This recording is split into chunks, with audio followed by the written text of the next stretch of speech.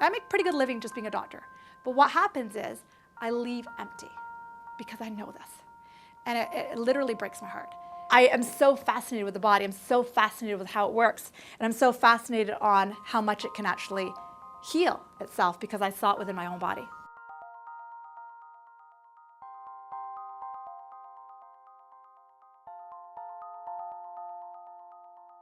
My name is Dr. Divi. I'm a family doctor. I've been practicing family medicine for 21 years. And I graduated quite young. And it was fun getting out graduating and being quite young. But I wasn't aware of life, if that makes sense. I was a young grad, and it might sound weird to you, but I didn't really know what a doctor does. Because I come from a relatively healthy family, and my parents had immigrated from India a few years before I was born. So we didn't have sick grandparents or aunts or uncles that we were shuffled to the doctor's office for. And my mom grew up in a small village in India, and so when we were little and sick, my mom would pull up some herb or some spice, and she would give it to us. And that's all I was used to. I was never used to going to the doctor's office. So it sounds weird, but I did not know what doctors do. But I went into medical school for many different reasons. You know, in my family of origin, it's expected to do a profession, whether it be medicine or a PhD or something like that. So I followed my sister's footsteps, and she's older than me, and she's a doctor. So I became a doctor. But our age gap is such that she was still finishing soft school when I started, so I didn't even see what she got to do. My assumption when I started medical school was that when you got into medicine, you would figure out what a disease was, but then you would help the person to get out of that disease state. Like you would help them to get out of it. I didn't really realize that what we primarily do as physicians is mostly pharmaceutical management and or surgical management, plus diagnosis, plus trying to figure out what it is. And that's great. Nothing right or wrong about it, that's great. But even in the first 3 years after I finished, I was out working, and I would come home from work, and my ex-husband was also a doctor, and I'd come home and I'd say, you know, Jane has this health problem at such and such, but how come Jackie doesn't? Like they're sisters, how come? And he would say, oh, I don't know. And you know, because he didn't care. He came from a family that was sick, and he was used to being to the doctor's office. So it just never really sat for me, even back then. And then, of course, 4 or 5 years after I graduated, I developed chronic illnesses. And they started very, very gradually. Nothing that you would wake up and go, oh my God. But you know when small things happen, and then all of a sudden overnight it feels like everything happens? And you know, small things like a little bit of pain here, a little bit of this here, this infection, nothing major. But it really seemed to spiral over about a year to 18 months. It seemed to spiral. And when I was at the worst of my worst, I literally had chronic pain. From the toe to my head, everything hurt. And I knew it was bad when I worked in Burnaby, and my office was in a certain location, Metrotown, and the coffee shop was up here, and I knew every grab bar, and I knew every escalator and elevator to get there. And I was only 28 at the time, so you know, I was pretty young, and it didn't make a lot of sense. But then things started to escalate from chronic pain. I started developing chronic bladder infections. So I was on an antibiotic almost every day. Then I started developing chronic yeast infections. And then I developed chronic hives, like hives to foods. So it was literally just one thing after another, after another, after another. And I didn't know that this was happening, but I guess I was getting PMS, like premenstrual syndrome. And I didn't know it, because you know, you sometimes don't think your mood is like this. And I knew it when my ex-husband brought home a sample of Zoloft, which is an antidepressant. And he put it on the middle of the kitchen table. And he left a paper, there was an article that had just come out in some sort of medical journal showing that Zoloft, if taken 2 weeks of the month, could help for PMS. And I said, what's that? And he said, it's for you. And I said, that's not me. And then I started to think, oh my God, maybe it is. Maybe really my mood is like this. The funny thing is, to the rest of the world, I should have it all together. I mean, I was in my late 20s, I was a doctor, I was living here in Vancouver, in Kitsilano actually, and my parents are in Ontario. Relatively good relationship. I was married to the man of my dreams, like we were dating for 7 years. You know, money wasn't an issue. I didn't have what we would call stress to explain what was going on in my body. So I started taking over-the-counter medications and self-prescribing antibiotics. So I was taking about 8 to 12 Advil a day and self-medicating with wine, about a bottle of wine a night, and about 3 or 4 coffees just to make it through a 24-hour period, not to mention the antibiotics and the antihistamines. And when you look at that, you don't think about it as a doctor, because normally in most doctors' offices, these cupboards are filled with samples. I don't have any, but these are usually filled with samples. You don't think about it. You just go back there and you plunk it. You take it out, put it in your mouth. All your patients are doing it. So I didn't like the roller coaster I was on, but I didn't know what to do. And this is 15 years ago, when even back then things like acupuncture and massage was still relatively new. Like, it was relatively out of the norm to do that stuff. But I decided to try those things because for the pain, massage seemed to help a little bit. But all these things would only help for about 12 to 24 hours. And then I'd be back into my cycle again. So on the recommendation of a massage therapist, she suggested I start yoga because it might break the cycles of tightness I was in. And back then, different than now, there were only 2 or 3 yoga studios in Kitsilano. And yoga and myself don't have a good connotation because I grew up in an Indian family, and yoga was something my aunts and grandmothers did, something I don't do. It was before it was, the fad that it is now. And luckily, I stumbled across a style of yoga I liked. It was a style of hot yoga, and I just really took to it. And the thing was, when I first started practicing, I went just because she recommended it, and it did feel good after. But then really quickly, I started to feel more increments of less pain. And then when you're in chronic pain, but then you have like a day or half a day of less pain, and you didn't have to pay $100 for somebody to work on you, you're like, okay, I'll keep going. So I kept going. Long story short, about 12 to 18 months after starting that, all of what I just described to you went away. Like, it all went away. Bladder infections, everything went away. Not 110%, but more or less. And then, being the kind of type A personality I am, I went off and studied yoga, and I became a yoga teacher. I actually ran a yoga studio for 8 years in Victoria. And that was like really the start of this journey that I do now. And what I found when I was doing the yoga, I needed to do the yoga to be out of pain, right? Like, I needed to show up on the mat. Somewhere in that journey, I had kids. And those of you who are parents may know that it's a time juggle to breastfeed, get the kid to this event, that event, to show up on a yoga mat for 2 hours, like all of these things. So then I was looking into what else I could do. I started a meditation practice. And then I discovered that there was so much that I could do up here that would help my body. And then I really took to that work. And I discovered that I could show up on my mat if I wanted, and it was great and it was lovely, but it wasn't necessarily the be all and end all to get rid of my pain. And now I stand in front of you teaching those things I've learned. And I've studied a lot of stuff because I am so fascinated with the body. I'm so fascinated with how it works. And I'm so fascinated on how much it can actually heal itself because I saw it within my own body. So now what I do is actually teach a lot. These type of events, weekly workshops, weekend workshops, which I'll tell you about later on. But all of this work is about turning on a light switch in your body that can self-heal. Okay? The body is not a one-way road, that when you go this way and you get this and this and this happening to it, that's it. There is a road that you can go backwards or go up, and that's really the crux of what we're going to teach today. What that's all about and how it works. In my workshops, just so you know, they're relatively interactive. You're more than welcome to ask questions whenever you want. Throw your hand up. I'll try to answer. I usually try to ask questions to engage you guys. So if you guys don't mind playing along, that would be awesome. So let's start. How many of you in the room, just by show of hands, may have something going on in their body that they feel stuck with and or know somebody with that situation? Okay. So more than half. Okay, cool. Do you feel that you have found a route to release it? Yeah, some of you have. Awesome. Some of you have, some of you haven't. That's cool. And this isn't to say this is right or wrong. Do you believe that that answer lies in a bottle? No. Okay, great.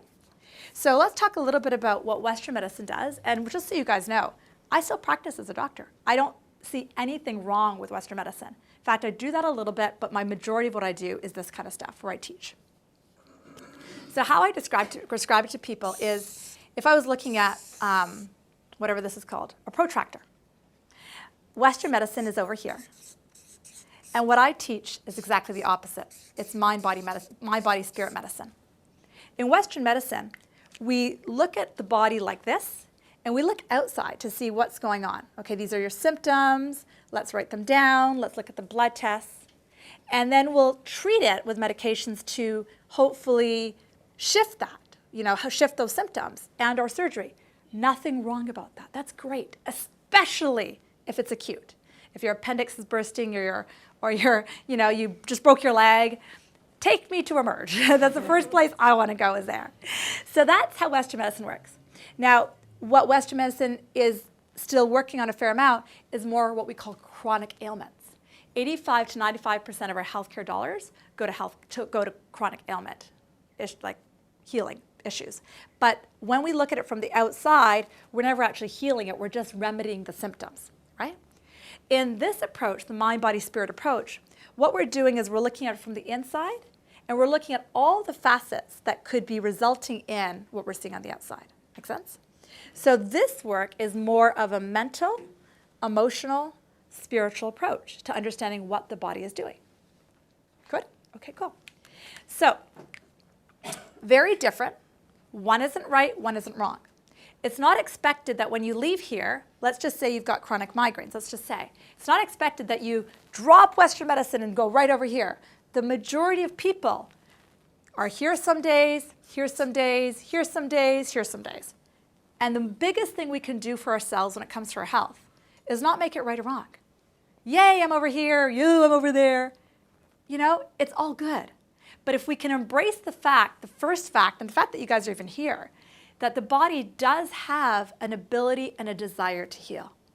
Many times when people run into ailments in their body, they often get mad at the body. It's like, come on, would you wake up? Come on, get going. What are you doing? And they try to ask the body what it's telling them with that fervor. Like, ugh. And usually with that fervor, you don't get an answer, right? Because it's just, you're angry at the body and the body doesn't know what to say back to you because you're pissed. So what we're going to talk about right now is what steps we can take in order to start to get over here a little bit more. So in the work I teach, I was playing around with these concepts because I teach so many different ideas and concepts on how to get this to happen. So I decided, how can I teach it to an introductory audience? And so I've come up with an algorithm. It's like a 5-step process. And we call it, I'm going to actually change colors and markers. We call it the MAGIC step, M-A-G-I-C. Today in today's workshop, we're going to spend most of the time on here and a little bit here. On the weekend workshops and the in-depth work, we spend a lot of time here. This step is easy. So what does M stand for? M stands for understanding what the mind's voice is versus the spirit voice. And we're going to spend a lot of time on this topic this morning to the point that you know it cold. A is alignment, and we're going to spend a little bit of time on this. Alignment. G is called our guidance system. Okay, and we'll spend a teeny bit of time on this. I is the in-depth processes to align. And right now that doesn't mean anything to you, but by the end of this you will. In-depth processes. And chi is chill and clarity. So this is obviously the easiest step down the road. But this is the steps we talk about, okay? So, any questions so far? You guys are good? Okay, cool. One second. Yeah, sure. Still writing this. Oh, sure, no problem. Take your time. I'll leave it up there for now. What is this third and what is The third one is guidance system. The fourth one is in-depth processes. And the last one is chill and clarity. Sorry, I do have a bit of doctor scribble. I do apologize. But I will come back to this as we go. Okay. Sounds good? Okay, cool.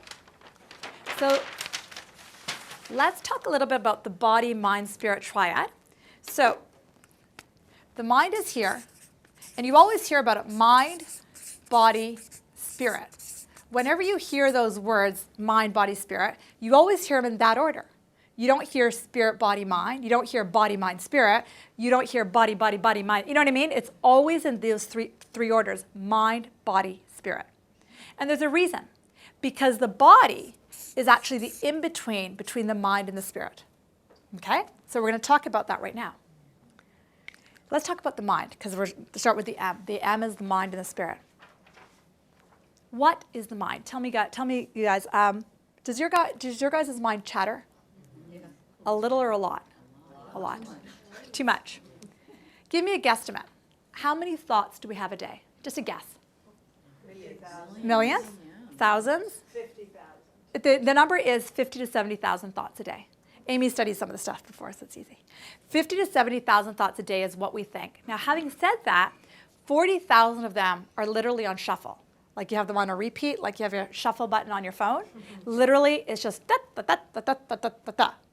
And as an adult, which we all are, the majority of those mind thoughts that are on a shuffle, the 40,000 thoughts that are on shuffle, the majority of those thoughts don't feel good.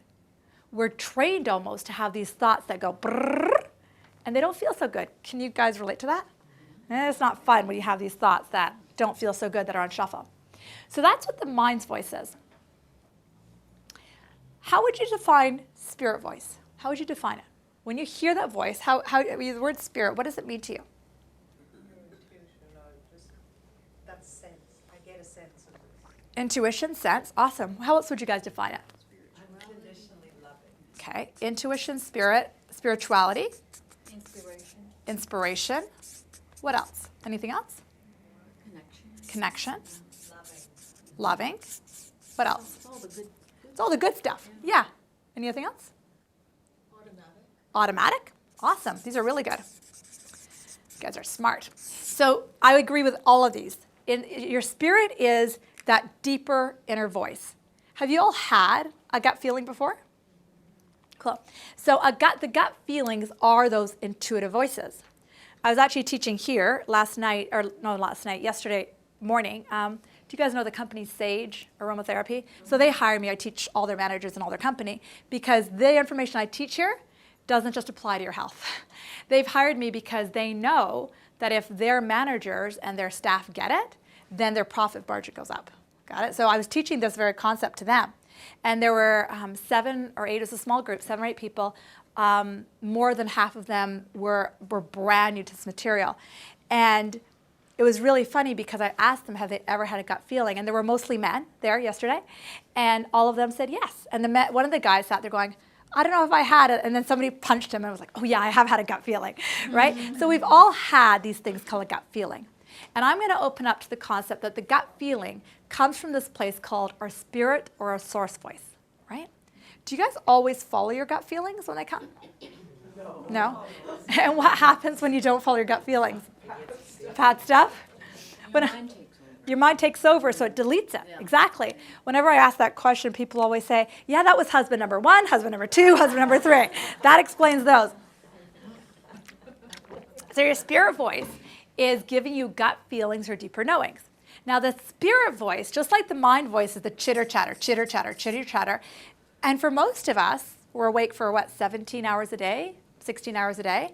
That mind goes 16, 17 hours a day. From the time you wake up, most people wake up, they roll over, they grab their phone, right away, the mind's going. And that may not be, you might wake up and you might go out on the computer, you might wake up and go turn the news on. But the mind starts right away. Similarly, what most people don't know is the spirit voice is also going 24 hours a day, 7 days a week. Got it? But most of us, like you were saying, are so untrained here that we're so only trained in the mind that we don't know that there is a voice that we call our spirit voice. So this next concept that I'm going to introduce you to is what we call emotions. Now, do you guys know why we have emotions? Why do we have emotions? To connect with other. So what are your emotions telling you? Which way to go? Which way to go? What else are your emotions telling you? Any ideas? Where you're going wrong. Protection. Where you're going wrong. Protection. Great answers. An outward expression of your mind and your voice and your spirit voice. It is. Thank you. You get up here. You're bang on. So it's a newer concept to the majority of people I teach. So how I describe it to people is, this is your mind's voice and this is your source voice. The alignment or the not alignment tells us our emotions. And I'm going to give you a couple examples in a second. And when you realize this concept and a few other concepts we're going to teach today, then you've got a lot in your belt to work with. So your mind is over here, your source voice, your spirit voice is over here. If they're overlapped, then the emotion is always joy love, empowerment, knowledge, freedom, ecstasy. Those of you who are parents in the room, and remember the time that you held a newborn and you wanted this child. And this child is handed to you and that feeling that comes over you. Those of you who are not parents, imagine the time, I saw some of you guys riding your bike in, what it feels like to get that cadence going and you got the wind in your hair, you got the mountains in front of you, that feeling. Anything that brings you that feeling of joy or inspiration or feeling of alive, that's the spirit voice. The thing about spirit voice is it only gives thoughts to create emotions that go like this: joy, empowerment, freedom, can't spell, knowledge, emotions like that, love. So source or spirit voice has practiced their muscles so much to feel these emotions about everything. And spirit is inside of you. Does that make sense? Source or spirit is inside of you. At a certain point in my career, I used to deliver babies. And it was really fun. Never once did I deliver a doll. A baby came out. Like it was always a baby. And the baby always went, ah! Almost always, as soon as it was born. So babies have something in them. Got it? That is non-physical. Similarly, I spent years, at the beginning of my career, HIV or AIDS was just starting to come into awareness. And so there was a lot of science on it, and I happened to be working in a clinic where we had a lot of HIV patients. So I met many people about my age who were young, good looking, most of them were guys and gay, and I took care of them, I watched many of them die, and I went to many of their funerals. And if you've never done it, to stand around a bedside with loved family and have somebody in the middle of the room who's dying, everybody in that room says sentences like this: when he lets go, he'll be in a better place. He's no longer in pain. His spirit is still alive. Have you guys heard those words before? So what that means is that there's a non-physical part inside of us that most people believe in. Most people believe that something happens to us after we kaput, right? We don't just vanish. We're not like, bloop, she's gone. Something happens to that part inside of us. You guys okay with that? So that means that there is this thing, this non-physical thing that we will call spirit, that is part of us right here. And for this audience, I don't need to convince you, you guys got that, which is awesome. Now, where Western medicine leaves off is what Western medicine does or doesn't, and one thing I need to make really clear, in all of the workshops I teach, you will never find me as a Western medicine doctor that bashes things. I do see a huge role for Western medicine. Now, when it comes to chronic ailments, like I said earlier, we kind of lose it a little bit there, but that's okay. So what Western medicine doesn't do is they don't look, if this is the body, they don't look at all the factors of our lives, our emotions, how we're feeling, this thing we call spirit or soul. We don't look at any of that. We just look at the body, no offense, like a robot. We're tweaking this, we're twalking that. You know, for a year and a half, I think, I worked at Royal Columbian as what's called a hospitalist, which are doctors that take care of patients in hospital. It was right before I moved to Victoria to do the yoga gig. And I took this job because it was a new position, and I was just excited. I was always, when I did medicine, I was always excited to try something new. So I went to go try it out, and I was quite good at it. It was super interesting. But I remember walking the wards, you know, with my lab coat, books in my pocket, doing my thing. It was before the iPhone came out, so we used to walk around with books in your pocket. And I was walking around, and I used to always think my job is to tinker. Like I'd go show up on the floor, and I'd open up the chart for the patient. I'd read what the nurses wrote overnight, and I would go and say hi to the patient, and I would just tinker their medications. So I was a master tinkerer, like I was a machinist. And again, there's nothing right or wrong about it. It was great. We got patients in, we got them out in general, and you know, they got over whatever they were suffering from, pneumonia or flus or heart disease. But then when they get out, that's really when this work starts, right? So as master tinkerers, we're always looking at it from the outside, but we forget about the inside. What used to always like just break my heart when I worked in the hospital was we would have these older clients, say 70 or 80 years old, and you could tell that they were done. They were there for their fourth heart attack, their third episode of heart failure, their second stroke, and you could just tell they were done with being here. But because they didn't have what's called a DNR, or a order form that they had written to say, don't do heroic measures on me, we would do everything, right? But we were often forgetting to ask the family, do you want us to do everything, right? We're often forgetting to ask this person, because that's just not part of the game in Western medicine. The game in Western medicine is to do whatever you can to keep this person going, right? But when you enter into this world, the mind, body, spirit world, we're primarily looking at the minds, the emotion, the spirit. So let's go back to spirit. Are we okay, Sarah, still? We're okay? Okay, right. So let's go back to emotions. If emotions are basically, yes? When you say ailments, Yeah. do you mean everything? Is that like, Yeah. when I hear ailment, I think, oh, my leg hurts.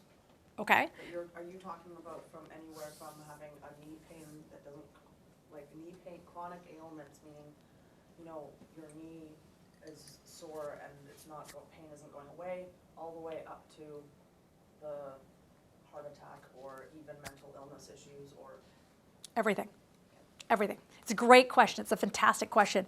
So in the work I teach, 99.9% of us are born healthy. Go to Children's Hospital, hang out for a few months.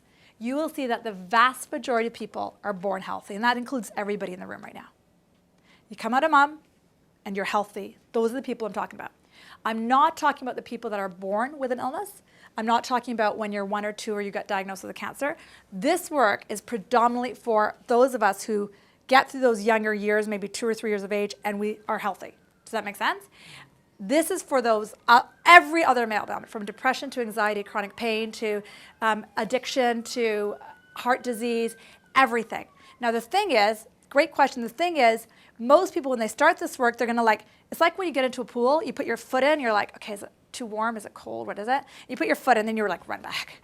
And then you put your leg in, you're like, okay. And then you run away. And then the more you put your body in, your body goes right in, then you actually start to understand how every illness is an overlap of all of this stuff. Make sense? Now, by the time somebody gets a heart attack or heart failure or a stroke, there were signs before then, okay? And I've diagnosed about 8 or 10 people in my career with cancer.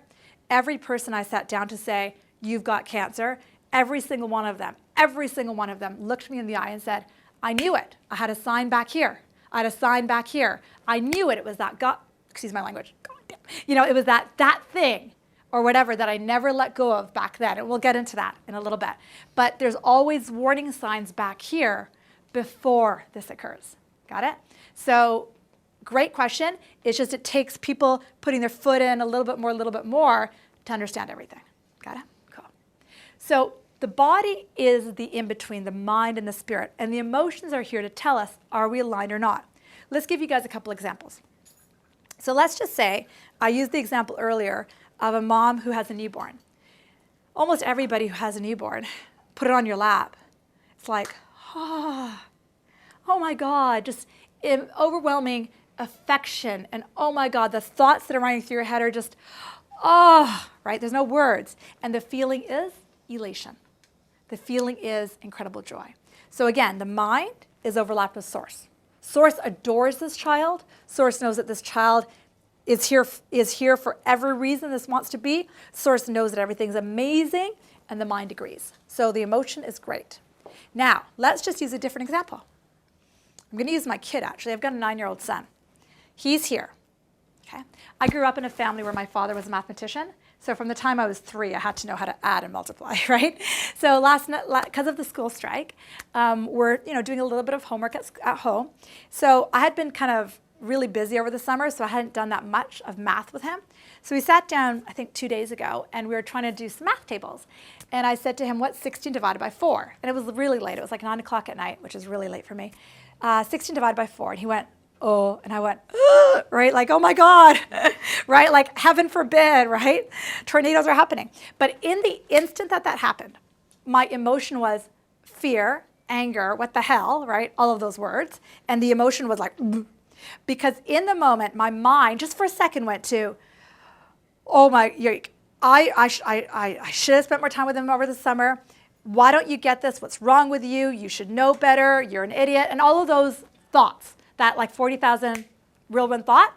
And the reason the emotion was clunk, whatever you want to call it, anger, frustration, whatever emotion you want to call it, annoyance, the reason I felt that emotion was not because he didn't know what 16 divided by 4 was.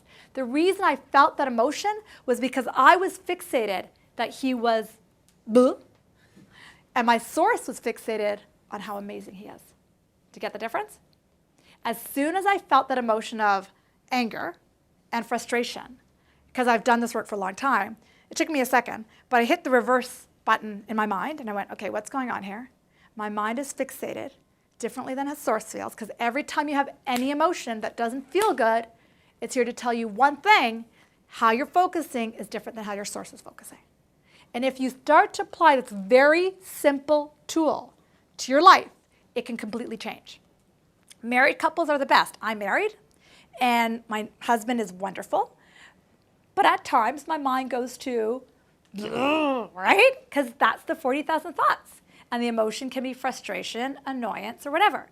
And the only reason I have those emotions is because the part of me that is source knows of how amazing he is, knows how wonderful he is, knows how incredible he is. And when I go over here thinking he's an idiot, or he should know better, or why is he doing that, that discrepancy creates an icky feeling.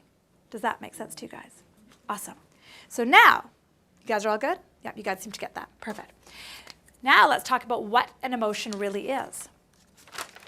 So an emotion, the other definition for an emotion is it is energy that's supposed to move through your body. Got it? It's supposed to be in motion. So if you and I go to the park right now and we go play with some kids and we have fun and we crawl in the sand and we laugh and giggle and we do some face painting, we'd feel really great. We'd be like, yay, that was so fun. And we would leave with the emotion of joy. We don't leave with the emotion of, ooh, right? You don't leave like that. You're just like exhilarated. When you guys came out on your bikes, you could see the smile across your face because the emotion was, yes, right? Now, if you have a fight with your partner tonight, let's say the emotion is anger. If that emotion doesn't move through your body, which most of us don't know how to do, most of us don't know how to change our mind to overlap with the source, which is one of the techniques. If we don't know how to realign, then what happens is that energy of anger, it gets stuck in the body. Make sense? And that is really the fuel for chronic illnesses. Chronic illnesses are basically your body. Your body, as much as it might look physical, is not physical. Your body is actually energetic. Your body actually moves. If we cut a little piece of my finger off and I put it under a microscope, each of the cells are actually moving. They're actually every cell is moving. And it has been studied time and time again that how the cell actually moves, this is the cell, how it moves, like which rate it moves at, how quickly it moves, how slowly it moves, is all dependent on the energy that this cell is exposed to. Okay? So the fields of medicine, for those of you who are scientists who like to know the research behind what I teach, and I do teach some of the research in the teacher training of what I teach. I don't teach it in this workshop. I don't teach it in my weekend workshop. I only teach it at the higher level at the teacher training. If you're interested in the science, go look up, I think I'll do it. I'll go look up psychoneuroimmunology. Look up that word and look at all the studies.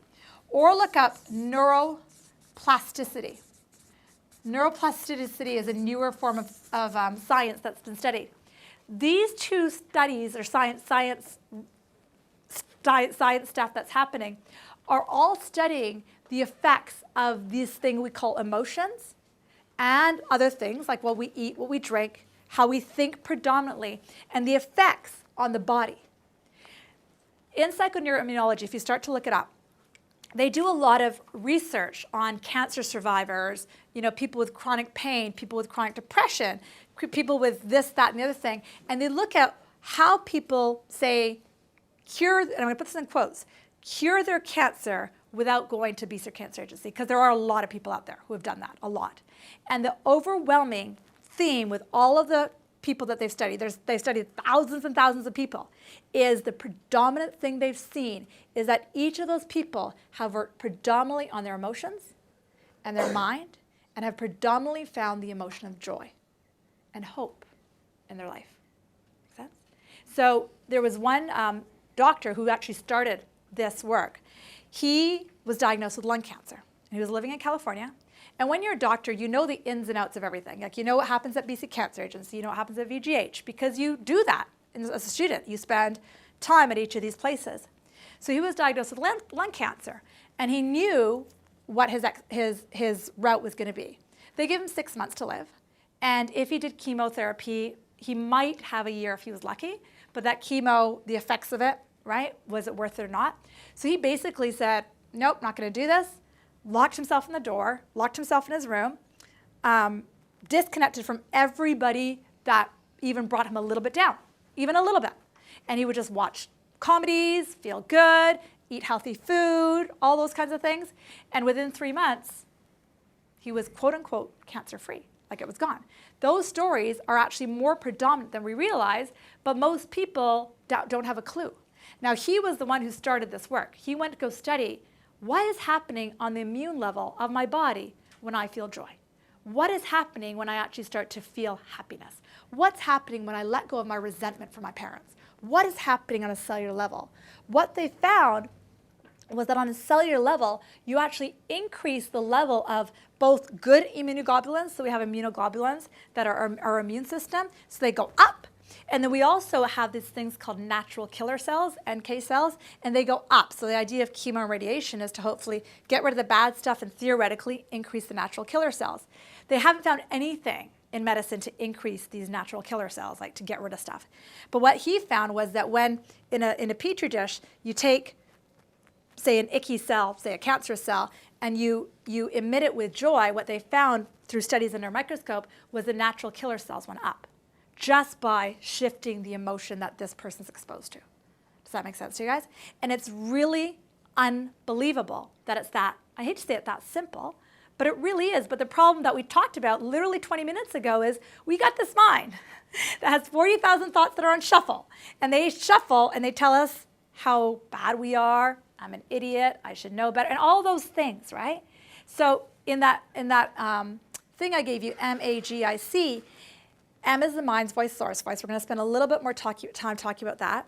A is how to align these two voices, right? And there's many techniques for that.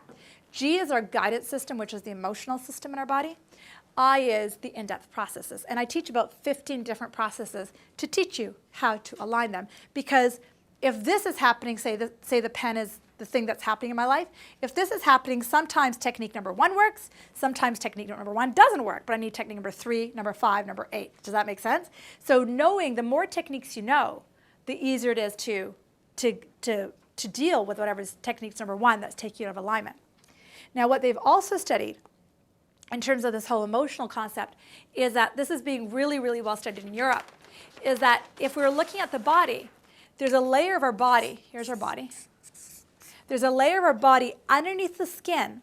So it's under the skin, and it actually is underneath, like it actually innervates the bones, the muscles, the tissue, everything in the body, and it's called fascia. Some of you, innervate means it's like part of it.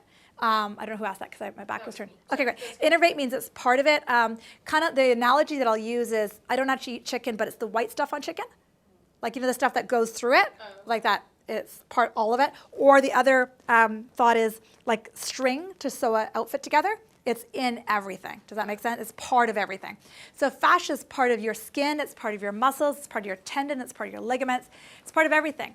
The thing about fascia is you only have one layer of fascia that starts from here. It's like saran wrap. If I took you and I took off your skin and I wrapped you in one piece of saran wrap, but I did not break it. Like I didn't tear the saran wrap. I just wrapped and wrapped and wrapped and wrapped and wrapped and wrapped and wrapped and wrapped and wrapped. That saran wrap is your fascia. Does that make sense? So when people have a sore shoulder here, it's not surprising sometimes that their hip is sore or their knee is sore because the whole fascia is connected. And so to answer the question about, you know, cancer, heart disease, knee pain, those kinds of things, these things happen first. Like your knee might twalk, your hip might twalk, you might get a bit of depression. Those things happen first before you get the wham of cancer or heart disease or a major illness like that, okay? Because this fascia has been talking to you prior. How do you guys feel? Any questions? You guys are good? Yes, sir. Yeah, shoot. So you said that what you're teaching is related to those after 2 years old who Yeah. had Yeah. those kinds of conditions. But I'm wondering what your opinion is on whether we are predestined to experience certain things in life. Like, That's a great for question. example, the kid with cerebral palsy Yeah. is likely not going to heal, right? Sure. So what's the difference between that child and someone like us who might have another health condition? It's a great question. So what I didn't say earlier was if I chose to, I could run whole workshops for that less than 2 years age group, like huge workshop, which would primarily, and I know you know this because I can feel this in your energy, which would primarily based on past lives, primarily based on energy, and probably based on that stuff. I choose not to do that because I don't have a huge passion for that, personally. Now, great question. The first part of your question was, are you predestined to blah? Is that correct? Yeah, like I'm Great. a believer in karma. Right. So I believe that our karmic Path. path Sure. might lead us to experience certain things in our life, Yeah. and those things may not be overcome, Fair enough. or they may be. Sure. If we leave out the people that are born with these things, because again, that could be a whole other workshop series that currently I don't have a huge passion to do. I grew up with the karmic theory in my family of origin, and there's nothing right or wrong about it. But I've also discovered a very different theory, because they are all theories. They're all just ideas, right? That maybe this, maybe that. I'd like to not think that I am destined to, when I'm 85, to get dementia, or when I'm 70 to get this hip fracture because I've got to work through this. I'd hate to think that, because then what's the whole thing of personal choice? Personal choice to me is the biggest thing. In the work I teach, how I describe it to people is, when we get into emotions, we give you a list of what's called 22 emotions, or what's called an emotional scale. And how I describe it to people is each emotion is like a CD that you put into a CD player.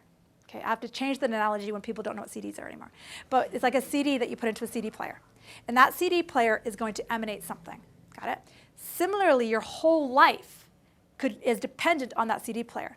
For some people, when they have this really strong belief around karma, sometimes, I'm not saying you, sometimes they chronically put in a CD of fear, because I don't know what's going to come my way, because I don't know what my karmic destination is. So they've got this fear CD in. If I put in the CD of fear, or if I put in the CD of anger, or if I put in the CD of love, or if I put in the CD of frustration, and I did that today, and I didn't change CDs, which is impossible, but if that was my chronic way of being forever, I can tell you exactly what my life is going to be. Make sense? When I was sick, if I call it sick, 15 years ago, my chronic emotion that I felt was resentment and blame, which was what was in my body. And I'll tell you guys about that in a few minutes. That was my CD. If I didn't change the CD and I stayed in that resentment and blame, by now I would be on chronic narcotics to get through the day. You know, I'd been pissed at the world, like other things would have happened. But if you don't change the CD, then what you're saying, things can happen. But what I've discovered is that people, let's just say, have an illness, and they come in here to learn from me, and they start to learn how to change the CDs and hit shuffle more often, then what occurred in terms of karmic stuff can be completely shifted. So I have this client, I'll tell you about her story, and I'll come back to the resentment stuff in a second. Have this one client, I have lots of clients, but this one client who had breast cancer. It happened to be her GP as well, and it's easy diagnosis. She takes her shirt off, boom, lump, yeah, that's what it is. She spent about 6 months or 9 months at the BC Cancer Agency doing the routine surgery, chemo, radiation. And she should have been done. And they said, okay, you need long-term chemo because it's an inflammatory breast cancer, which means you have a very short time to still live, but we don't know how long. So here's a chemo drug for the rest of your life, or for however long we think you need it. So she starts taking it. And then she was also doing what's called lymph massage. So was getting a lot of massage done to the area where she had the cancer surgery done. And then she was starting to develop, seeing like a darkness on her skin. She's quite pale, like paler than a lot of you guys in the room. She's quite pale. And the darkness was basically my skin tone on her pale skin. She thought it was just from the massage. She comes in to see me one day and she takes her shirt off and she says, "What's that? What do you think it is?" I said, "Not sure, but I think you should tell the BC Cancer Agency." Because when you go up there, you don't necessarily have to do an exam every time. So she talks to them, and they biopsied, and it came back, breast cancer back. She used to have a belief that this was just her karmic crap, and that she had 3 months to live. That's what they told her. She had already studied with me. She'd already done some workshops with me. She had done a little bit of private work with me. But the thing is, she knew it, but she hadn't applied it. So here's you are now. Here's you knowing the material, and here you are applying it. It's 3 different steps. Got it? You could hang out with me for 3 years. Day to day, you could be my shadow. If you don't apply it, it's not going to do anything. I can say that because I've got a kid and a husband. They hear me talk all the time. My son said to me the other day, "Mom, when you teach, it sounds like this. Blah, blah, blah, blah, blah, blah, blah, blah, blah," right? Because to him, it's just blah, blah, blah, blah, blah, right? But when you actually start to apply it, it's different. So this client, she believed it was karma. She believed she was destined to have whatever.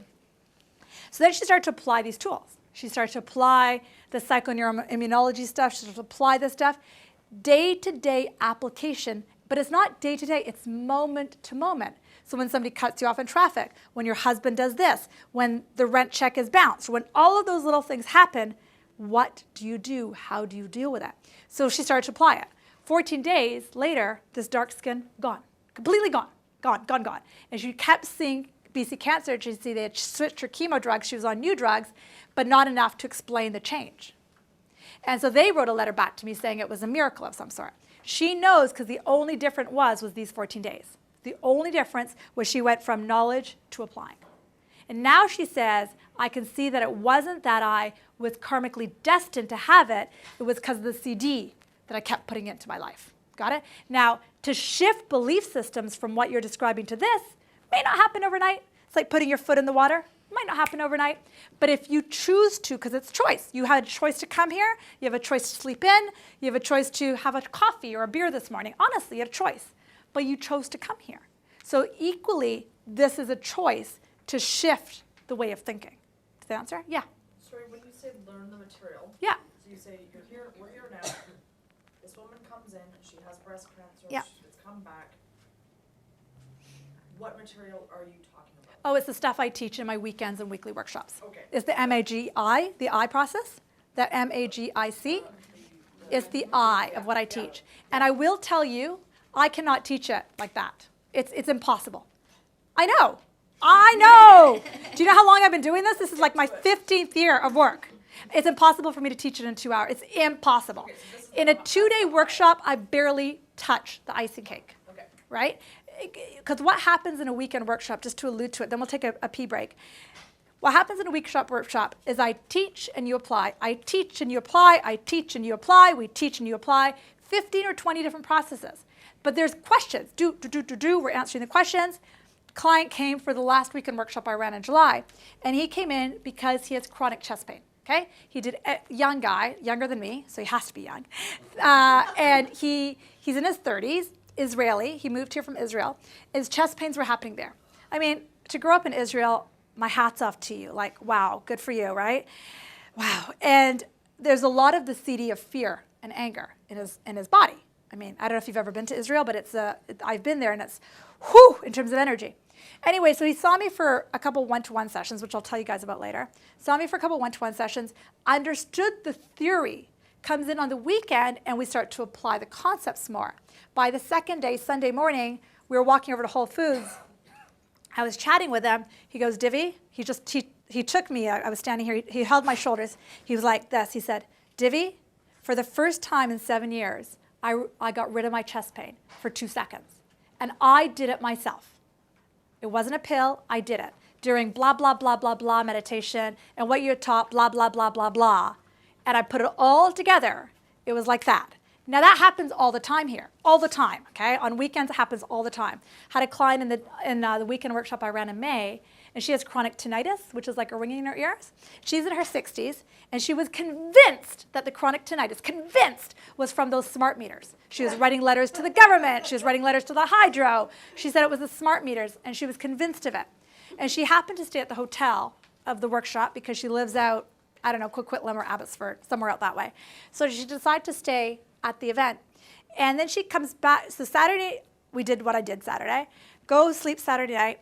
Comes back Sunday morning, and she grabs me, just like that guy did, grabs me and says, "What did you do here?" And I said, "I don't know." And she said, "You did something, there must be not smart meters in this house." I'm like, "What are you talking about?" And she said, "For the first time, I went to bed with no tinnitus last time. First time in 30 years. First time." And I said, "Okay." And she said, and so we were talking about it the whole workshop. There were, I don't know how many people were there. And I said, by a show of hands, how many of you guys think the tinnitus is from the smart meters? Not one hand went up. She had such a strong belief system that it was the tinnitus, that it was the smart meters, which was the CD of fear. It was a CD of powerlessness. You spent a day with me, you change CDs to empowerment, you change CDs to freedom, you change CDs to joy. And that's essentially what she did. I don't want to say it's impossible to do on your own, but when you're in the environment where that's just what's seething out of you, then it happens. And she, had a brief moment of time, like 8 to 10 hours, where she was like, didn't even think about the smart meters once, and then it went. So that kind of thing happens, but what I would want to say is, we don't know what, so here's the key and here's the lock and here's the key. I don't know what the lock and key is. You guys don't know this, but I teach everything intuitively. I feel the room, I sense what your guys' energy is, I sense what level you are to hear this material, and I teach according to that. No two of my workshops are ever the same. I taught 2 of these last weekend. They were totally different because the rooms is different. What you guys can hear is different. Similarly, when I'm in a weekend workshop, it might sound really, really, really weird, but I'll just say it. Because this is what I do. I do intuitive work. I work a lot with what's called non-physical energies, okay? And those non-physical energies are filled in the rooms that I teach. And they are literally doing all of the work for me. They are orchestrating the conversation you're going to have with her and her and her and her and her. Nothing to do with me, because they are already doing it. And then those conversations are going to be light bulb moments mixed in with what I teach. And then that's why this happens, because that's why I'm here on the planet. Not because it's a karmic destination, but because it's a choice. When I started doing intuitive work, I'll explain just briefly, and then I'll grab the 2 questions. What happened was, so I spent 8 years in Victoria. And my life used to be this: wake up, teach a yoga class, do a yoga class, meditate. That's about 8 hours a day. On average, 7, 8 hours a day. Then I throw a kid in there, right? Do. And that was my life for 8 years. I spent 6 to 8 hours my brain was in like a different wavelength, like chronically. So if you're always doing that all day, every day, what happens when you meditate and do yoga is your brain goes into different wavelength. When you teach yoga, it's the same, okay? Your brain goes into a different wavelength. What was happening was my intuition was going very high. I didn't know what was happening. About the 4th or 5th year that we ran the studio, I would say to Ed, "Hey Ed, Jennifer's going to quit today." He's like, "Jennifer's been with us since like the day we opened." No, she's going to quit. Sure enough, she would quit. That stuff happened every day, 5 or 6 times a day. So my intuition was going up. I didn't know what was happening. And then other stuff started happening to me, and I was like, "Oh, this is weird." And I went and studied some intuition courses. I studied with Jordan Virtues. I did a medical intuition course. I studied with Lynette Brown. Studied with some of the world famous intuitives, and they've taught me so much. If you had told me 12 years ago, 15 years ago, that I would have the gifts I have to do what I do, I'd be like, "No, don't want to do it. Nope, sign me up to do something else." Because it's not something I looked for. Got it? So it was like, I still have a choice. Like, I could sleep in today. I could throw this whole thing in the garbage and just work as a doctor. I make pretty good living just being a doctor. But what happens is I leave empty because I know this. And it literally breaks my heart. And so when I moved back from Victoria, I spent a year doing walk-in clinics going, I can't do that stuff. I just can't do it. I can't do it. But I worked in the walk-in clinics for a year, and I felt awful. And Ed would watch me getting older and older. He's like, "Oh, Divi, you're getting old so quickly." And he said it with dear love. But then I was like, "No, I gotta start teaching. I just have to." And it was a process. I've been back in Vancouver for 4 years now. It was a process. So we opened this place 3 years ago, and I just started as a GP. Then I started to teach. Then I started to teach more, and now I teach a lot. But it was when I got the global gig.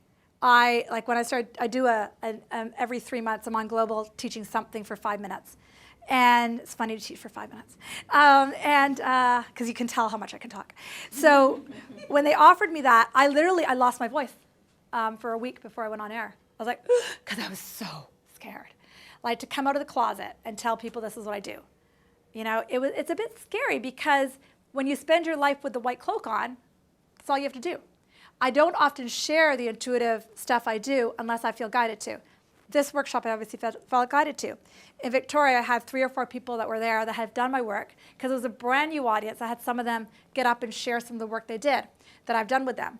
And so one guy got up, his name is Bill, and he's come to see me one-to-one 3 or 4 times, and he's 80-something, and he has prostate cancer. And he said, and I didn't tell people what to say. I said, if you want to share something, go ahead.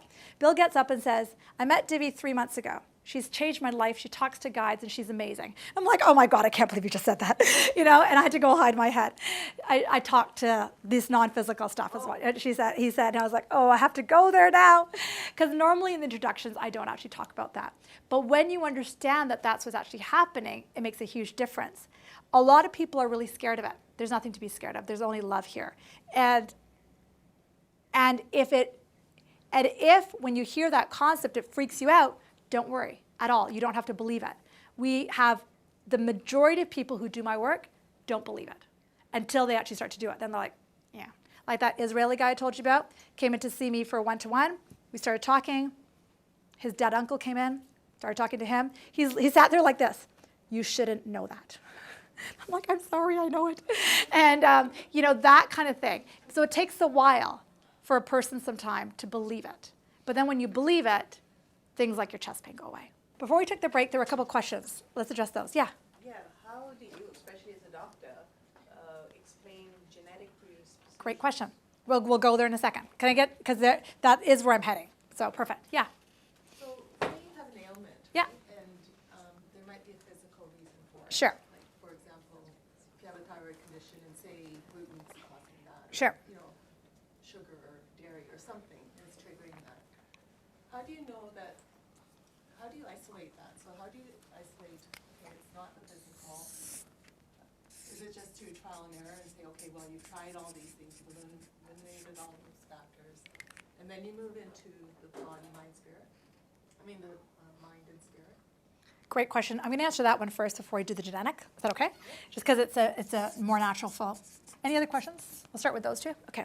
So in the work I teach, like I said, it's a protractor, right? Western medicine is here, mind, body, spirit medicine over here. In the work I teach, I don't expect you guys to go over here, if ever, ever. I tend to be over there because that's what I do. That's what I do. But in this world, since we're going to be here, and sometimes we might be over here, and there's nothing right or wrong. In this world work we do, people ask me that question a lot, but what if it's the body has an ailment? What if it's this? What if it's that? That would imply that that's out of our control. It's out of our access. Thyroid conditions in general, okay? Hashimoto's, okay. So Hashimoto's thyroid, for those of you guys who don't know, is basically what's called an autoimmune condition. It's funny, I did autoimmune when I was in Victoria. Last week they asked me the same question. Autoimmune is there's other autoimmune conditions. Lupus is an autoimmune condition. Psoriatic arthritis is an autoimmune condition. Rheumatoid arthritis is an autoimmune condition. So there's a lot of it's called autoimmune. Autoimmune, if you think about it, that word means that your body is fighting itself. Why the heck would your body ever fight itself? The reason it happens in the mind, body, spirit, energetic world is because we have patterned ways of being that we are actually fighting ourselves. How many of you guys, with that 40,000 thoughts that are on shuffle, one of those thoughts that go on about 20 or 30,000 thoughts a day is either I'm not good enough, I'm too fat, I gotta get my hair done, I'm ugly. How many of you guys have those? A lot. Yeah, a lot. So if you've done that since the time you were wee, right? Because I've got a 9-year-old, I can see what my influence does to him. I can see what school does to him. I can see what his friends do to him. You're not independent. You're constantly being exposed to this stuff, right? When I was growing up, I grew up in Windsor, Ontario, during a time that there was still a lot of racism. So we used to wake up every Saturday morning with the words "Packy, go home" painted on our fence. And it was not an abnormal occurrence. I was too young. I was only like 5, 6, 7 at the time to really remember how bad it felt. But my older siblings have more autoimmune conditions, not because of anything's right with them or wrong with me or blah, blah, blah, blah, blah. It's just because they have so much of that thing of what's wrong with my skin tone, right? That was embedded in them from they were little. I don't feel like I'm any different than any of you guys in the room because I was the youngest. I didn't really get exposed to that much. So, but when you're little and you keep getting exposed to there's something wrong with you or there's something not so good about you, you create these 60,000 thought patterns a day that something's wrong with me or something which the body eventually fights itself, okay? Well, I've worked with a lot with clients with things like rheumatoid arthritis, Hashimoto's, psoriatic arthritis. It's all the same. They're all mad at themselves or mad at somebody else, and it's all the same over and over and over again. My sister-in-law is one of them. Psoriatic arthritis, she couldn't run.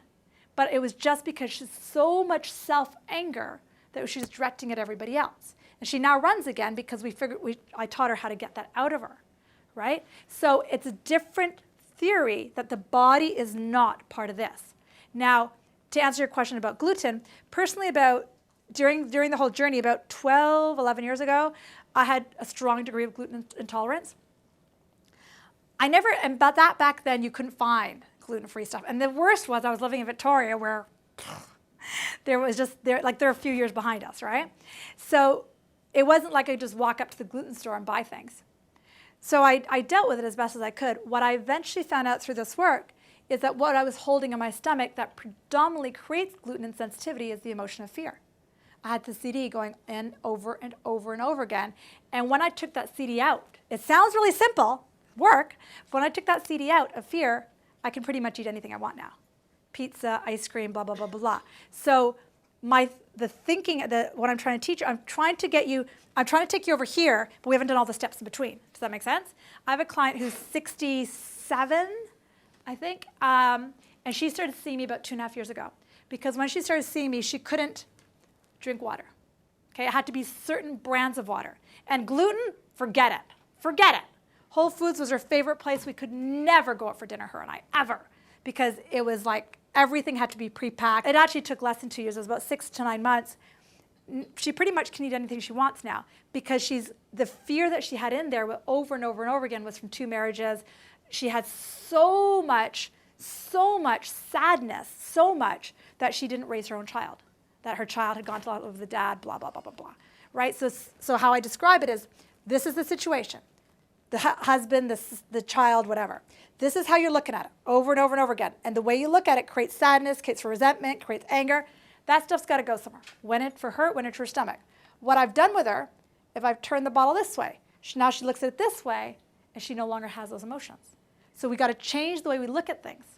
And then when we change the way we look at things, the things we look at change, right? Yeah.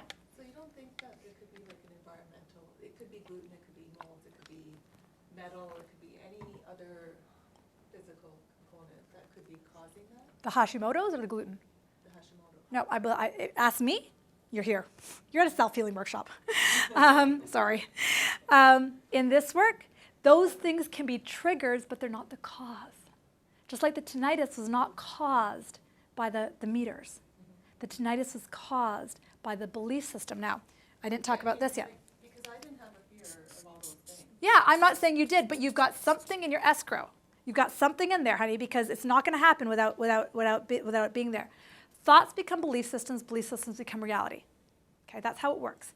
Most of the people I work with have no idea, because if you're riding a bike, and this is how you've been trained since you were little, you're riding your bike, you have no idea, this is just what you know.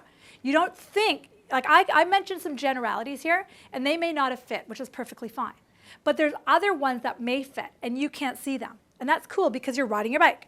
What an intuitive does is we actually tune in, pull out those messages, and tell you what your conscious brain can't get to. Got it? So as an intuitive myself, you know, I can do that with somebody, but I can't do it to myself. I don't do it to my kids. I don't do it to my husband. I have somebody else who works on me. So my voice went right before the global. I didn't think it was because I was scared. I really didn't. I was just like, I lost my voice because I've been teaching a lot. And my coach, Lynette, said, really, Divi? Really? You teach this stuff? And she laughed at me. And it turned out that I was fearful, which was creating acid in my stomach, was just shooting up, creating this. So we calmed down the acid with the change in diet, meditated a lot, got rid of the emotion of fear, because what fear is, here's the topic. Fear is me looking at it this way, and source is looking at it this way, exact opposites. So I did one of the processes in the eye, the magic. I did one or two of them, and I started to talk about how source looked at it. And then as I did that more and more and more, this went away, my voice came back. Nothing else, nothing else. So to answer your question, is it the metals? Is it something in the environment? Is it gluten? Is it dairy? Kids that come out now, kids that are born now, are computer ready. My son, oh my God, he knows how to do an internet search to find things that take me forever to find. They come out so much smarter. I came out knowing how to put the DVD player on. My parents couldn't figure out for 20 years that they had sitting there. Do you know what I mean? We come out smarter as kids. And your bodies are actually more attuned to the environment when you come out than you believe. So if you think there's something wrong here, Source wouldn't have put you on the planet if you couldn't deal with this. Does that make sense? So to think there's something out there is taking away from your own inner capacity to deal with whatever's going on out there. So that lady with tinnitus, she realized it wasn't that, it was something in the thought, belief system, reality, and the CD that she was putting in that was causing it. A long answer to a short question. So it Does could that be any ailment, whether it's thyroid or cancer or anything. Yeah. You don't think that it's something out there, it's always something in mind or in spirit. You're in a self-healing workshop, hon.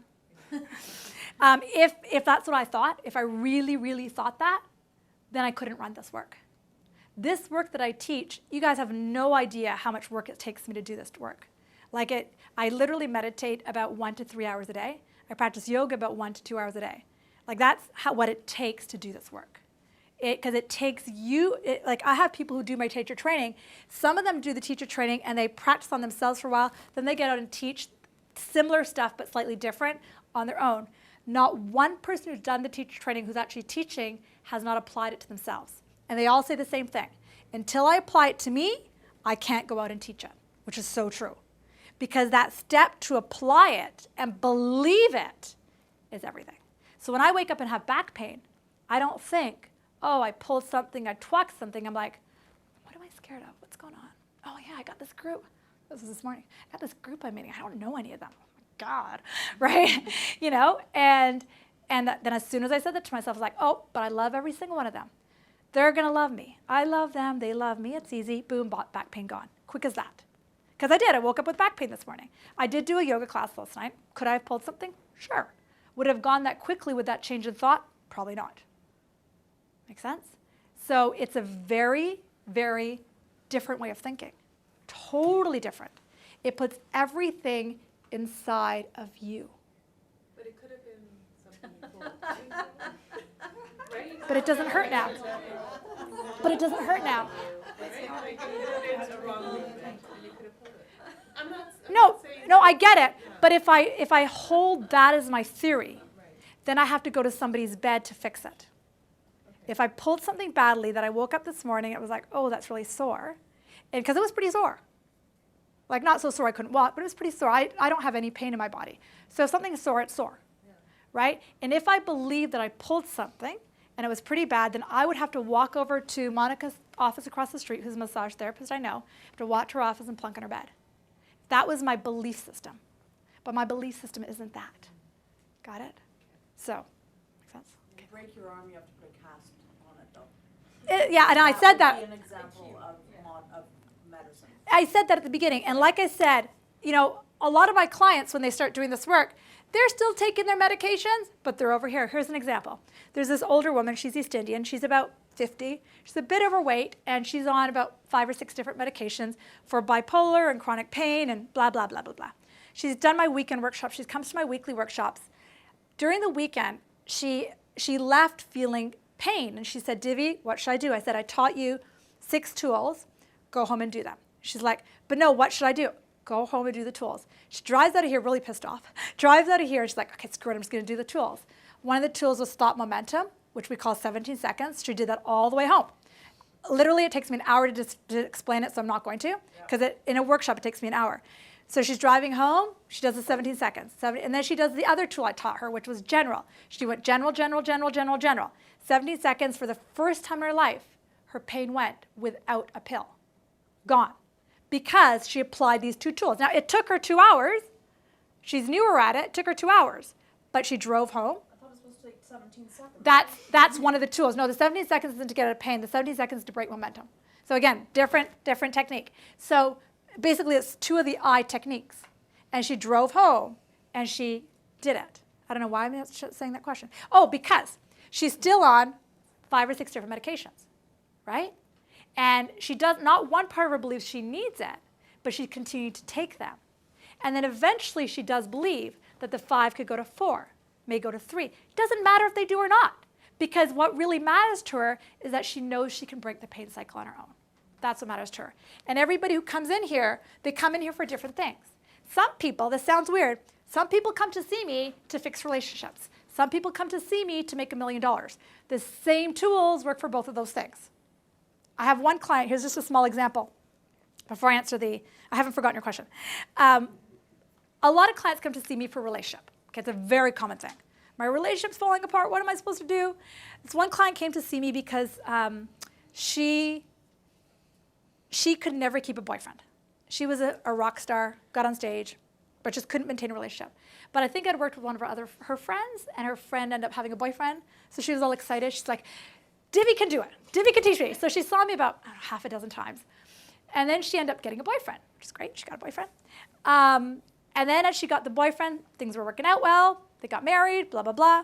Somewhere in there, I had no idea of this. She has endometriosis, which is a uterine condition where the cells in the uterus grow outside the uterus and create chronic pain.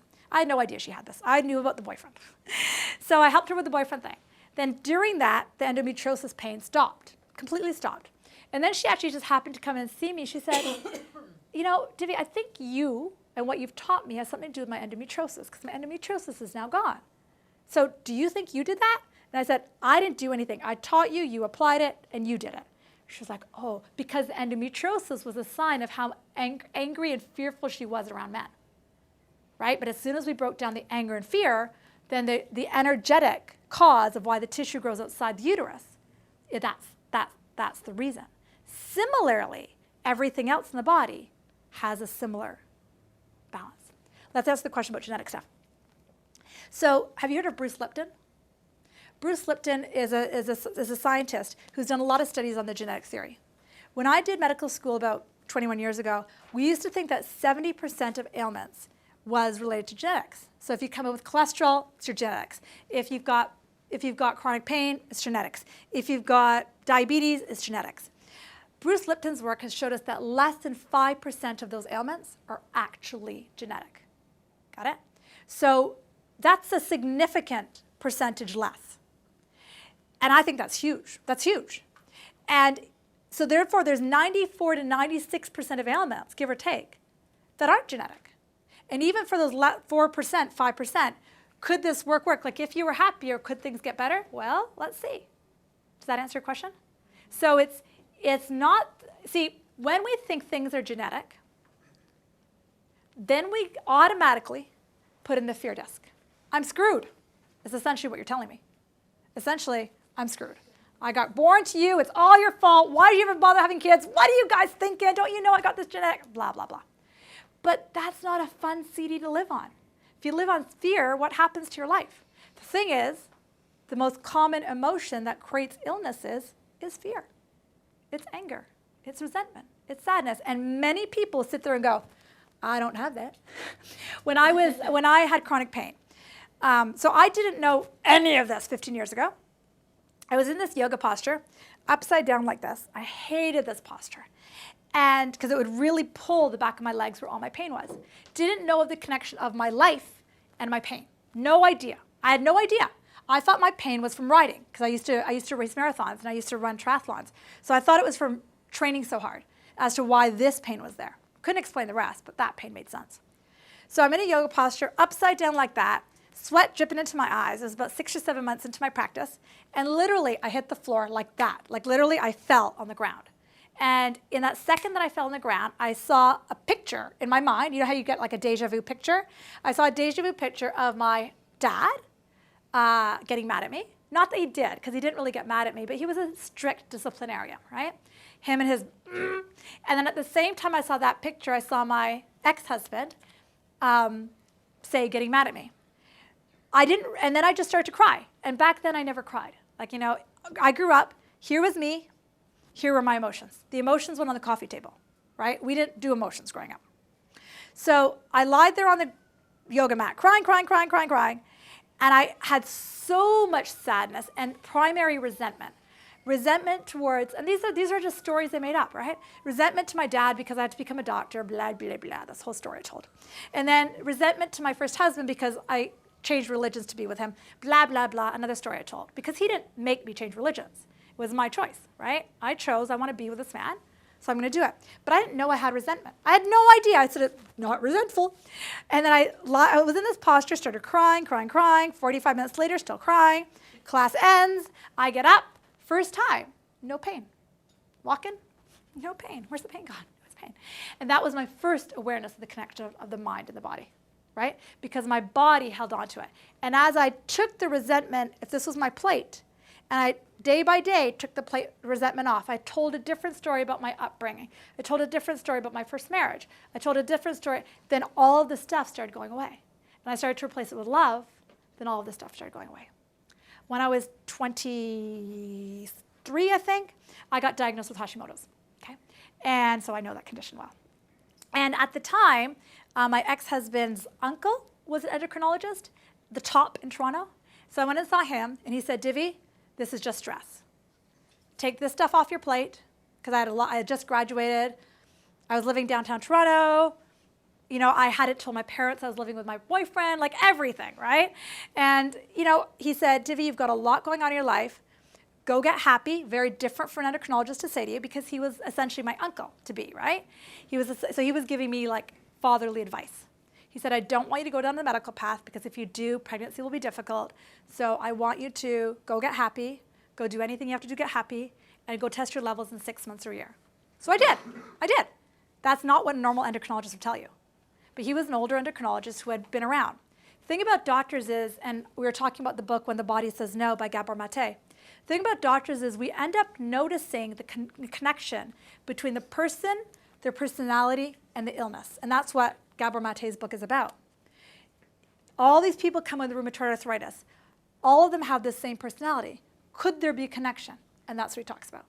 And that's what I do with intuitive work is, this is the piece that is blocking you. This is the piece that could be happening. And so that's essentially what we do. Now, in the intuitive work I do, essentially what we do is if I did 20 one-to-one sessions today, if I did 20, at the end of the day, you would say, what did you do, Divi? I'd say, well, I taught 3 techniques to that person, that person, that person. There's an overlap in all the techniques I teach. And why I teach weekends and weekly workshops is because it gets really tiring for each client to come in each time, though they can, it's fine with me. But if they can learn it all at once, or as much at once as they can, then what happens is then they start to apply it. They don't have to keep seeing me over and over and over again. So that's why I do the weekend things, because the same tools are to every jack I do an intuitive session on, because it's the same stuff that everybody has, though it's slightly different for you, and it's slightly different for you, and slightly different. And then we just play with that. Does that make sense? Do you guys have any other questions before we jump forward? Yeah. I heard a good one for fear, forgetting everything's all right. Exactly. That's exactly it. Because everything is all right, but our mind is focused in a way that's exactly opposite. Any other questions before we go on? Cool. How do you guys feel about the concept of the mind and body and spirit connecting? Does that feel okay to you guys? Are you a little bit further? Not that you have to believe it. You don't have to go over here right now. But can you see that your body is just here to tell you stuff? That's it. Your body is here to tell you how you're focusing is different than how source focuses. Period. It sounds so simple, and really it is. But because we have all these like in our head, sometimes we can't break out of that. Sometimes we get so wrapped up in it. Eventually what happens, and it may not happen today, in fact it will not happen today for all of you, eventually what happens if you're here now and here, say, is the cancer. When you get over here, and let's say you're cancer-free, or you're pain-free, or your stomach is better, or your bipolar is better, when you get over here and you've gotten rid of that, so to speak, then you turn around and you say, thank you to that illness, because that illness was also telling you something about your life, right? So every time, like when my back hurt this morning, I was actually thankful. I'm like, oh yeah, it's just telling me I'm scared because I don't want to admit I'm scared, right? So when my body hurt, it was very good news because it was just telling me all the resentment. Do I want to carry resentment until the day my dad dies? Absolutely not. He was a wonderful father. Do you get it? Do you want to hold on to that because when you were 18, you were like, come on, really? But your body's going to tell you when you do that. So eventually, when you get over here, when you do the work of the process, of the magic process, and you get over here and you go, oh, thank you, because curing an illness is not just about getting the digestion better or getting the thyroid better or getting less up and down. Curing an illness is actually about changing your, not so much changing, say it differently, shifting your life. It's everything. It's all the parts of your life. It's what we're eating, what we're drinking, our stress levels, our relationships. All of that stuff starts to balance. And the reason I do this work is because I believe in the gut of my guts, in the core of my being, that we were not come here to suffer. We did not come on the planet to suffer. We did not come on the planet because we're pieces of you know what. We did not come on the planet for a terrible experience. We came on the planet for an exhilarating life.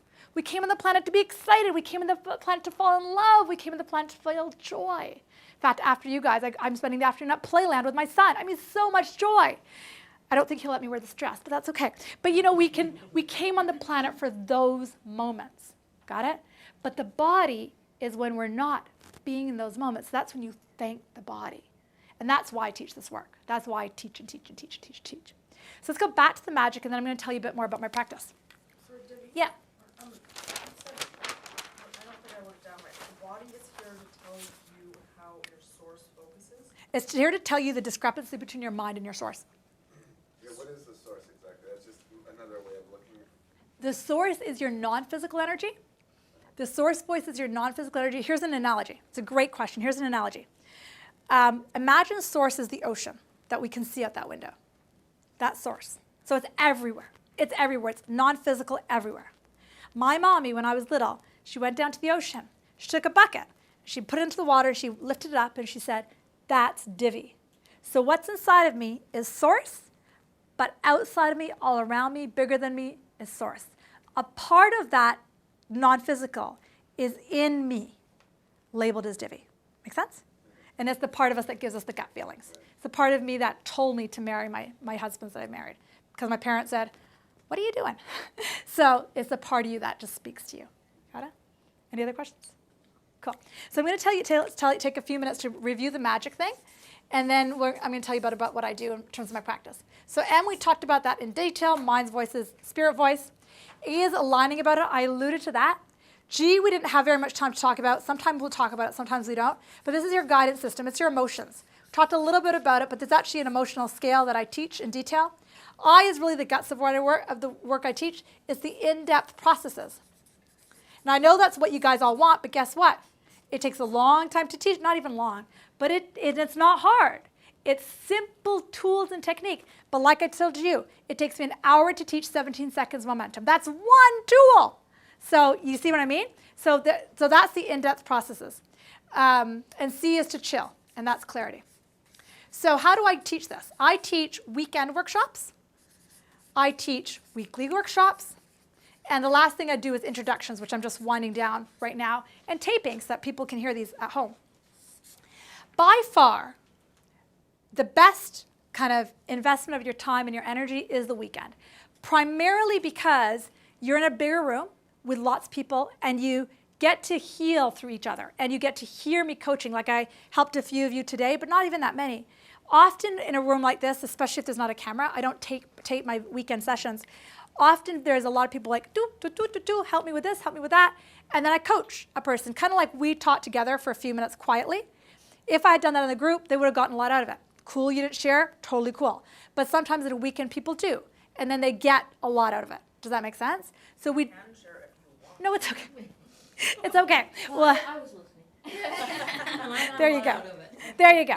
So the weekend workshops are where I do a lot. Now, weekly workshops, I teach on Wednesdays. I'm going to give you a handout in a second. I teach on Wednesdays from 5:30 till 7 o'clock p.m. here.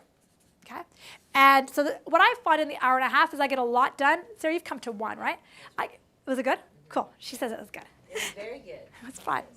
And this room is usually full of people, but I also do it by teleseminar. So you can listen from home, you can listen to the recording, blah, blah, blah. So that's what I do with weekly workshops. Weekend workshop, it's every weekend I teach every weekend it's different. The same core material is taught each weekend. Now, what's really crazy about my weekend workshops, I have people who come back over and over and over and do them again and again and again. Because even though it's the same core material, you actually get it you hear it in different ways the more you do it. Does that answer your question? So yeah, it's 2 days and I teach, I always say I teach almost everything I know. Sometimes during a weekend workshop, we may not address, say, depression. We may not address, say, autoimmune specifically. But if somebody's hands go up, we're there. Got it? When I say we, I'm talking about me and all the energies that come through me. The core principles are the same in every weekend. And while I answer that question, I also teach what's called a teacher training. When people do a weekend, you have to do the weekend to do the teacher training. The teacher training is a mind, body, spirit teacher training. And basically, the teachers who have finished my teacher training program, they can come back to the weekends as of right now for free, and they basically volunteer. So they volunteer a lot. So they, if I'm doing a weekend here, they're taking lunch orders, they're bringing you guys up the elevator, they're helping you guys coach during something I'm doing. So teachers are allowed to do that. Last thing I want to talk about is my general practice, because people ask me that all the time. So I also work as a GP. As you can tell, I don't have a ton of time because that's my schedule as of right now. So, and then I'm also going to tell you about a depression workshop I've got coming up too. So as a GP, some people come to this workshop. I don't know who's here. I actually do know. There's 2 or 3 of you who are here exclusively for this part of what I do. So I don't work just as a GP. Make that very clear. I don't work just as come in with a cough, here's this medication. What I do when somebody comes in to see me as a general practitioner, I do the medical stuff. So I do an MSP visit. So you come in with a cough or cold. But because everybody who comes in for a general practice visit is doing either a weekly workshop or a weekend workshop with me, we spend 5 minutes in the GP work, and then we spend the other 10 minutes in the mind, body, spirit world. So if somebody comes in with back pain, Divi, what's going on? We'll spend 5 minutes, because that's really all it takes. Here's some Advil, here's a physio note, and then I spend the rest of the time doing the alternative model. So if somebody wants to join and see me as a family doctor, they either join for a 6-month or 1 year or weekend workshop, and then they get access to me for that amount of time. Yeah? What about if it's a kid? If it's a kid, so that we have a family plan. The family, like if you have a child, then we ask the parents to join in, and the family price is basically the 1 year price for everybody. Like it's not, it's, You can come with your family. exactly. So the 6-year-old or whatever, if one adult buys it, then that's the whole family. Okay. Make sense? Cool. So it's $349 for the whole family. Cool. So when you say the whole family, it's like, because we have a child with special needs. Yeah. So if we bought a family plan, it would be both of us and her. That's right. It would be $349 for the whole family. So it's the 1 year package. So, and for those of you who don't live here, I work a lot by Skype. So for my general practice, I do work by Skype for people who live outside of here. Because MSP actually pays for what's called telehealth visits. So if you're anywhere in the province of BC, we can see you by telecamera now. So if you've got Skype, that's what I do. Was there another question? Yeah. If we don't attend these right now. Yeah, it's fine. Yeah. And we want to come for your GP visit, do we still get the option of doing that MSP coverage plus the 10 minutes? Only if you join, because the extra 10 minutes or 12 minutes, I guess. So in a GP visit, when I spoke into the college, all I get allowed to do through the MSP is the 5 minutes. Got it? So the other 10 minutes needs to either be paid, but also the person's allowing me to do it, right? So that's why we ask you to join for a 6-month or a 1 year or weekend. Got it? Choose to pay though, we want it to be Per visit? 10 minutes, yeah. Per visit? Well, then we actually don't do that. You can see me for half an hour or 1 hour intuitive, and I can tell you about those in just a second, but I don't do per visit. Yeah, it would get way too confusing. There's already a lot of options. One thing I learned from running a yoga business, the less options you give, the better. So, because it gets very confusing. And then on top of that, so are you guys good with that before I jump to the intuitive stuff? I also do one-to-one intuitives. I've done a couple with Sarah. And basically intuitive work is, here's me, and I told you about these energies I work with because they're super fun. Here's me and here's my client. I tune into the energy. I get the message to say to a client, and I give it to them in the way of a question or a comment. And literally the session just goes. You ask them questions, they speak through me. The sessions are half an hour or an hour. They vary from $88 to $149, depending on which package you buy. And basically it's me often pulling out the quote unquote resistant blocks that a person is holding on to. Now, when somebody sees me for 1 hour, this is typically what happens. I'll get the messages, I'll do them, super easy because it's super fun for me. Then usually within, say, an hour session, I'll get the sense to say, teach process number 6. Teach the person about thought momentum. Teach the person about contrast clarity. Teach the person about blah, blah, blah. And then I'll have to spend, whatever, 20 minutes, because it's just one-on-one. I can usually rip it off pretty quickly. And then I teach that, and then we go back intuitively. So the reason I teach weekends is because it literally takes time to learn all these processes and then apply it. But that's what I do privately, intuitively. When I run a workshop here, it's 20 people is my tops numbers. When I sometimes run the hotels usually 50 to 100. So it depends. When I first started doing weekends a while ago, I've run weekends of 2 people, 3 people. And then it grew to 8 to 10, then it grew to 20, then it grew to 50. What I kind of freaked out when it went from 3, 10 to 20, because when I had 10, I could easily give a lot of one-to-one, one-to-one, one-to-one. Then when we got to 20, I was like, I can't do that because it's just too little time, too many people. But what I found, these guys did all the work, and they did more work than I could have done one-to-one, because they arranged the conversation between her and him at coffee. And that was like, brrr, so much healing. And so the bigger groups I find, personally, there is actually a profound healing, predominantly because it's the group energy. It takes a special person to want to show up and do this work.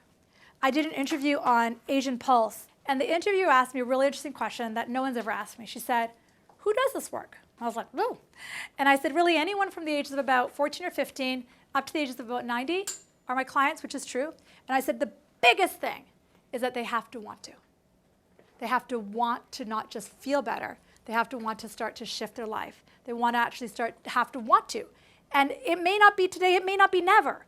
But the last thing is you don't want to do this if you don't want to do it. Does that make sense? It's really for the person who wants it. It's not for the person who does it. And the fact that you guys are here, I mean, there's a little bit of interest, which is cool. But it's not everybody. And I know that. I know that so well. But there's a lot more people than not who want it. You guys are meant to live amazing lives. There's no one that's meant to live in a body that's full of pain and full of misery. That's just not why you came on the planet. You did not come here. You did not come here to suffer at all, at all. That's not what you signed up for when you came. You came here for fun. You came here for joy. And many times it's about relearning that. It's about re-experiencing it. It's about re-loving it.